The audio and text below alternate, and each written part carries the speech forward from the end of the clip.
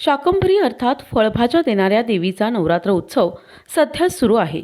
या पार्श्वभूमीवर नाशिकच्या समस्त देवांग कोष्टी समाजाची कुलदेवता असलेल्या श्री चौंडेश्वरी देवी मंदिरात हा उत्सव साजरा करण्यात आला। एकेकाळी दुष्काळजन्य परिस्थिती होती, तेव्हा सर्व सजीवांच्या रक्षणार्थ देवीनं आपल्या शरीरातून फळभाज्यांची निर्मिती केली होती। तिच्या प्रती कृतज्ञता व्यक्त करणारा सोहळा म्हणजे शाकंभरी पौर्णिमा उत्सव।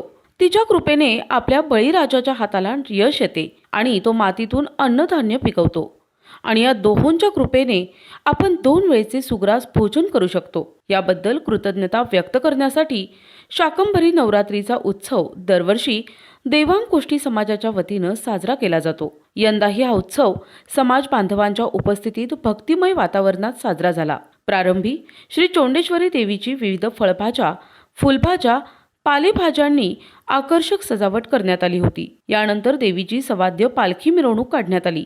या पालखी मिरवणुकीत शेकडो समाज बांधवांनी सहभाग नोंदविला। अयोध्या येथील रामजन्मभूमीत रामलल्लांची मूर्तीची प्राणप्रतिष्ठा करण्यात आल्यानं या मिरवणुकीत प्रभू श्रीराम, लक्ष्मण आणि सीतामाईचा जिवंत देखावा सर्वांचंच आकर्षण ठरला।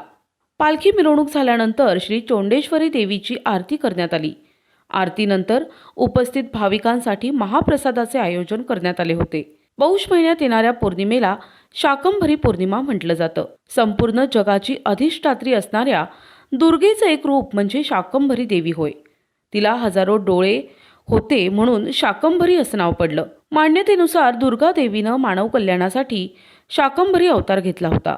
याला आदिशक्तीचं सौम्य रूप देखील म्हटलं जातं। देवीनं पृथ्वीवर अकाल आणि गंभीर खाद्य संकटापासून मुक्तीसाठी अवतार घेतला होता, म्हणून अन्नपूर्णा देवी या रूपात देखील या देवीची आराधना केली जाते। फळ आणि भाज्यांनी देवीची पूजा केली जाते। या कार्यक्रम प्रसंगी देवांग कोष्टी समाज नाशिकचे अध्यक्ष गणेश आवणकर, उपाध्यक्ष गणेश सगम, सचिव अनंत भुजबळ, खजिनदार संतोष वरुडे, सहसचिव कैलास देवांग, सदस्य अरुण वरुडे, दीपक वाल्हाळ, जितेंद्र दिवटे, निलेश काळंगे, राहुल असलकर, अक्षय बोंदार्डे, ज्येष्ठ सल्लागार बाबूलाल बापते, हिरालाल कोष्टी, अशोक सपाटे, हरिश्चंद्र भंडारे, सुरेश कांबळे, नाईन न्यूजचे संपादक किशोर बेलसरे यांच्यासह देवांग कोष्टी समाज बांधव मोठ्या संख्येनं उपस्थित होते। प्रतिनिधी उमेश आवणकर, दिशा न्यूज, नाशिक।